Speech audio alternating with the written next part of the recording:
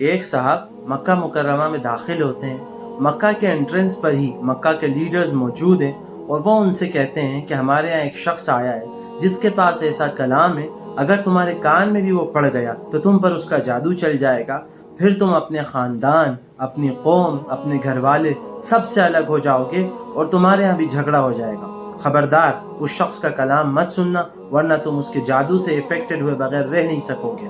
وہ شخص کہتے ہیں اتنا زیادہ مجھے بولا گیا کہ میں نے اپنے کانوں میں روئی ڈال لی کہ کہیں ایسا نہ ہو کہ وہ کلام میرے کان تک پہنچ جائے۔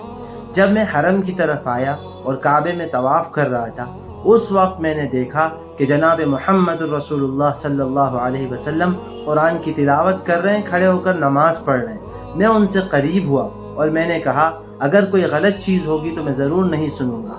کہتے ہیں کہ جب میں نے سنا تو میں سنتا ہی چلا گیا، یہاں تک کہ میں رسول اللہ صلی اللہ علیہ وسلم کے پیچھے پیچھے ان کے گھر میں داخل ہوا، آپ کی بات سنی اور اسی وقت اسلام قبول کر لیا۔ یہ بیان ہے حضرت طفیل ابن عمرو الدوسی رضی اللہ عنہ کا، جن کے دل پر قرآن نے ایفیکٹ ڈالا۔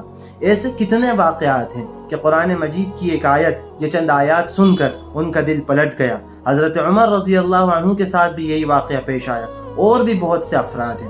سوال یہ ہے کہ آج قرآن ہمارے دلوں پر اثر کیوں نہیں کر رہا ہے؟ اس کا جواب یہ ہے کہ جو سوشل میڈیا پر کنٹینٹ ہم دیکھ رہے ہیں، میوزک سے جو ہمارا قریبی تعلق پیدا ہو رہا ہے، اور ہم یہ کہہ رہے ہیں اس سے کچھ نہیں ہوتا ہے، اتنی چیزیں تو معاف ہیں۔ خبردار، ہمارا دل مردہ ہو رہا ہے۔ قرآن جیسی عظیم چیز ہمارے دل پر اثر نہیں کر رہی ہے، یہ بڑی خطرناک بات ہے۔ اپنے دل کو گناہوں سے پاک کیجئے، قرآن مجید سے اثر لیجئے، اس سے قریب ہوئیے اور تمام بیکار چیزوں کو چھوڑ دیجئے۔